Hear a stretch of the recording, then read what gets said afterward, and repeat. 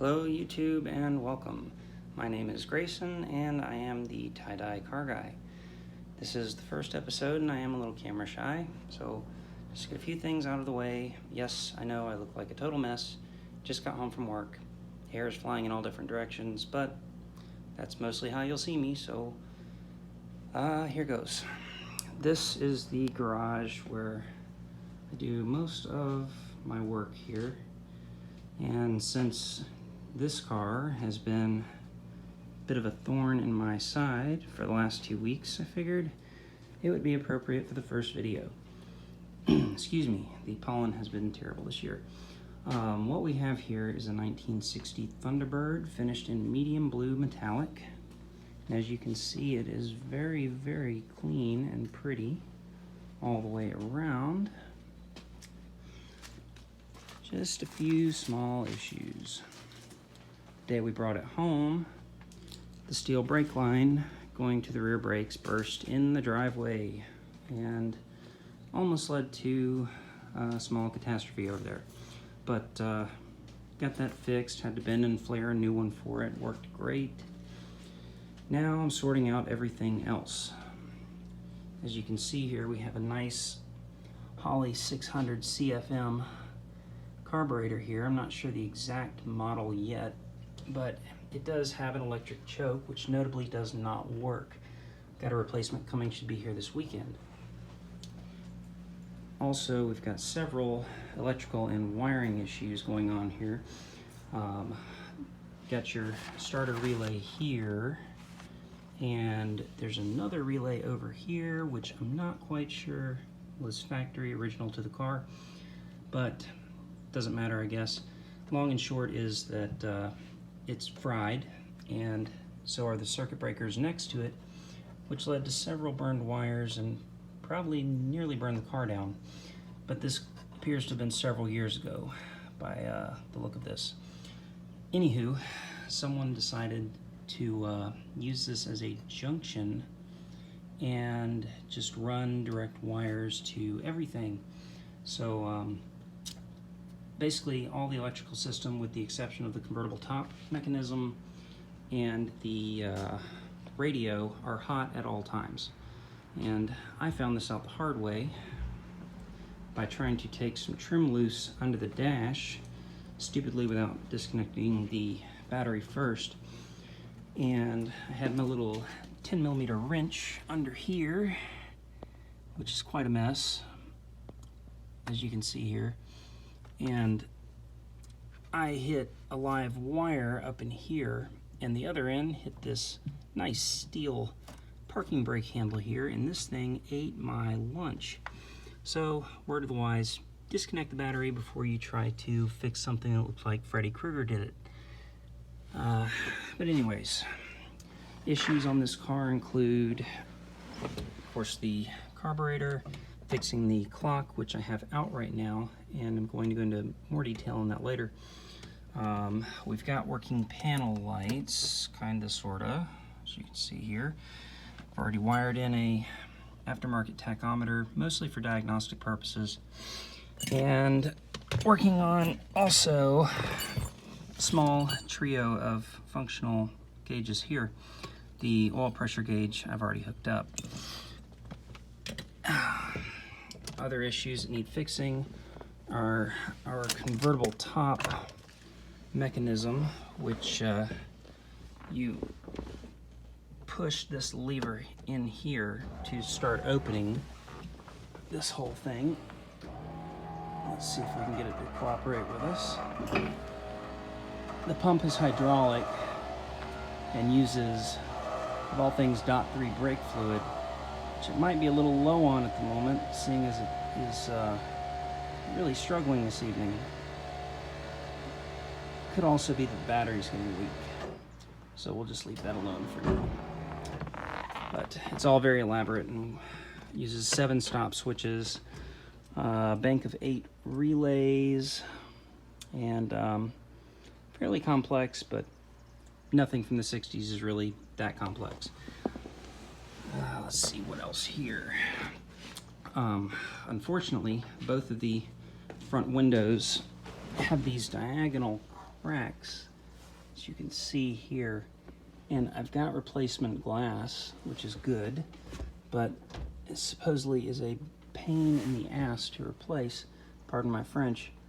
Just a lot of work involved there, and you've got to, of course, kind of hammer and chisel the stainless steel trim out. We do have two power windows that work, namely the driver front and the passenger rear. Those kind of sort of work as intended. The driver's side rear has completely derailed off its tracks down in there, so I'm gonna have to take all of that apart, and that's kind of a pain, but not too bad. And the passenger side I haven't really gotten too far into yet. Someone did install an updated radio, which is nice. It's digital, gets FM radio, cool beans. You know, we got our fancy one speaker right here, you know, good stuff.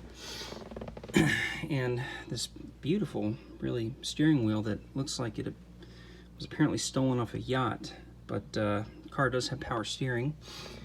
Our shifter, quite loose in the column, and right now, in spite of attempts to adjust it, you cannot quite get into park. I thought I had park, and when it turned the key and the neutral switch, also thought it was in park, and the car began to go backwards because I actually had reverse. Wipers not working, probably because of the burned wires. Let's see, low beam headlights do not work, but the high beams do. And this little doodad over here is for the windshield washer system, which also does not work. According to our VIN plate down here, this car was built November 13th of 1960, and it's mostly original. I have gone into looking at the stampings on the side of the head, which you really can't see here without a light. Let's see if I can help that. And going by those stampings down in there, that C8AE, from what I do know of these Ford FE and FT big blocks, Y blocks, this engine came from 1968, so still working on figuring that out, but you know, I'll cross that bridge when I get there. For some ungodly reason, this belt here is rubbing on the lower radiator hose. That's got to be addressed. I've already gone through and put in new fuel filter lines. Not sure why on earth someone has done this, but that's gonna have to be dealt with. Every fluid in here has got to be changed. This little pipe here, in case anyone was wondering, is for the oil pressure gauge that I installed. This was the original sending unit wire, but the original sending unit, of course, didn't work.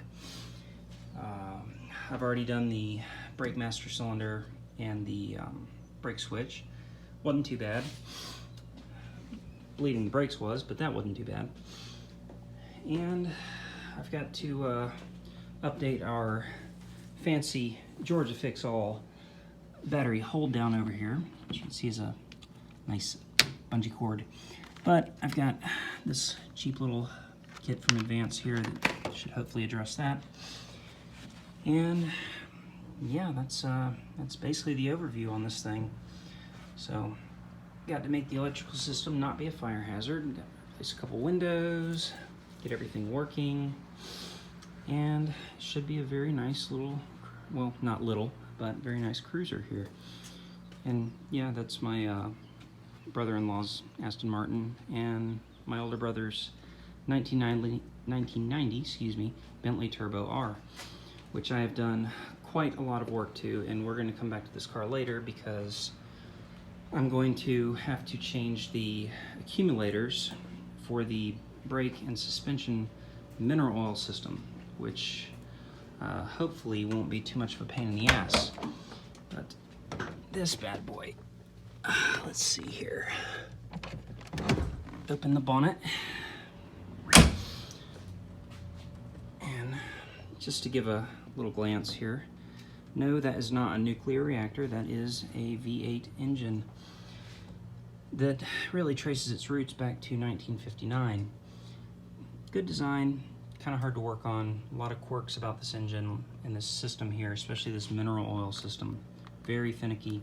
All of these low pressure lines in here, I'm going to be going through and changing in future videos. because a lot of people who have these cars have this issue where we get these very expensive green puddles under the car after it sits for a while. So that'll all have to be dealt with later. And this is the fuel pump. This is a Bosch CIS constant injection fuel pump.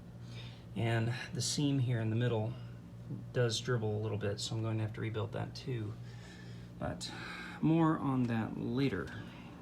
That's my brother's pride and joy. The T-Bird, of course, is my main project for now. And as I go through various jobs on this car, I will post and upload more videos. Thank you for anyone who gave this the time of day. Apologies for the shaky sort of camera. This is my first YouTube video. And yeah, it was all done with my iPhone. Hope you all enjoyed. Much more to come later. And have a good night.